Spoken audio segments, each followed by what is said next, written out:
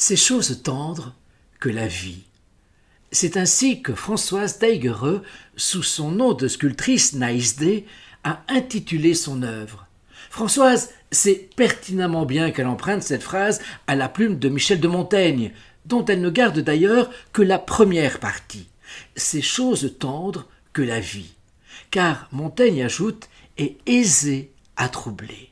Certes, la vie peut être tendre, pure tendresse, pure caresse, pure contemplation, mais elle est aussi, et dans le même temps, aisée à troubler, car nous passons notre temps dans l'espoir ou la crainte de ce qui pourrait advenir. Aucune vie, on peut l'énoncer, n'est heureuse ou malheureuse dans son entier. Naïsdé, quant à elle, se focalise, dans cette sculpture, sur la tendresse de la naissance, du don de vie, de l'amour d'un couple qui engendre, qui se veut prolongement de soi-même.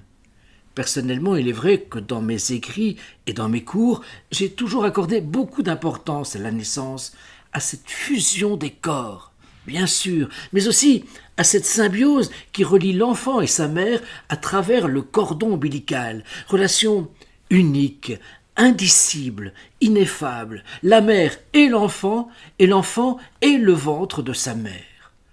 Dans la sculpture que Naïs nous propose, le cordon ombilical n'est pas rompu, l'unité demeure, une circularité même se dessine entre le dos courbé de l'homme, les chevelures qui se mêlent, s'entremêlent et s'enlacent, la main gauche de l'homme posée sur l'épaule de la femme, épousant ainsi, embrassant ainsi son bras, dont la main soutient aussi l'enfant.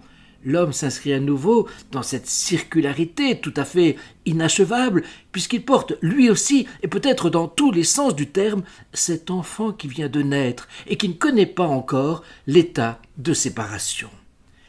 Il ne faudrait pas oublier dans cette description que la joue gauche de l'homme effleure le crâne chauve de l'enfant, renforçant ainsi l'idée de l'affection et de l'amour, où tout désormais, pour ce petit homme, tout reste à bâtir, tout reste à construire.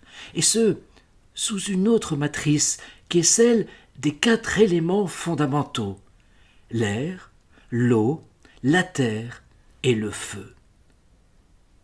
Je n'aime pas disséquer les œuvres d'art, simplement parce qu'elles sont sans raison, simplement parce qu'elles sont sans pourquoi. Mais avec cette sculpture, ces choses tendres que la vie, je me suis laissé emporter dans ces interprétations tout à fait subjectives. Et puis j'aime bien les sculptures de Naïsdé parce qu'elles donnent l'impression de s'être sculptées elles-mêmes.